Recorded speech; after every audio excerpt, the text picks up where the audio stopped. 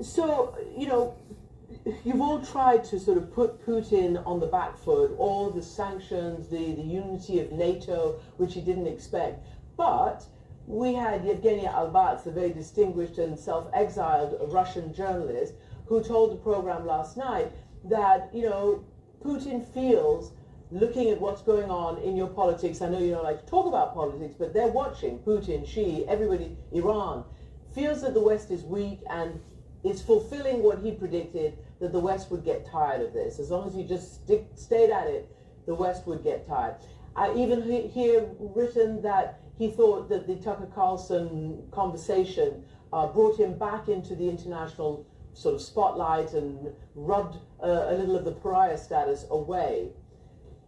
And they are doing well in their economy because they've turned it into a domestic defense economy. So now how do you assess the strength of this adversary? Well, first of all, it depends what kind of country you want to build, right? If you want to build a country where 1,000 of your young men a day are sent across the front lines to be put into a meat grinder, and you want to tell their mothers what happened to them, then you can have Putin's Russia.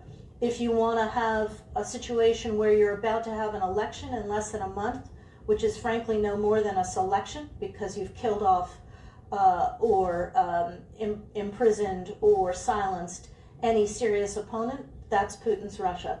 If you want to deny the next generation the technology, the education, the investment in their future that young Russians want, then that's Putin's Russia. So you're right, Christiane. He's turned the entire country into a bloody war machine, and by the way, deepened its dependence on neighbors like China, deepened its dependence on pariah states like Iran and North Korea.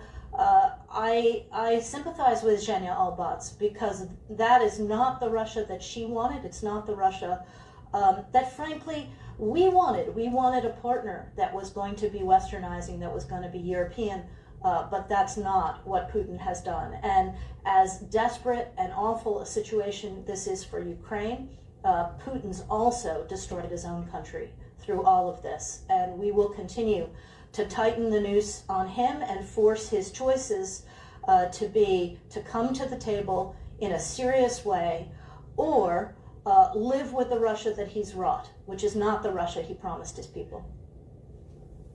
But very briefly and finally, is this the Russia that you fear could win here in Ukraine?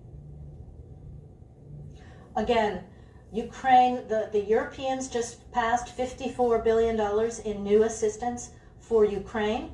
70 U.S. senators agree that we should pass this supplemental request and help Ukraine now, help it turn the corner in 2024.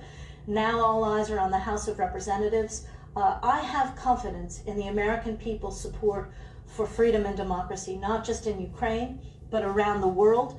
And their senators have already listened to them. It's time for the members of the House of Representatives to also hear that call for America to step up and do what's right if we want to live in a free and open international order going forward, and not be the victims of tyrants like Putin ourselves, because he will keep coming.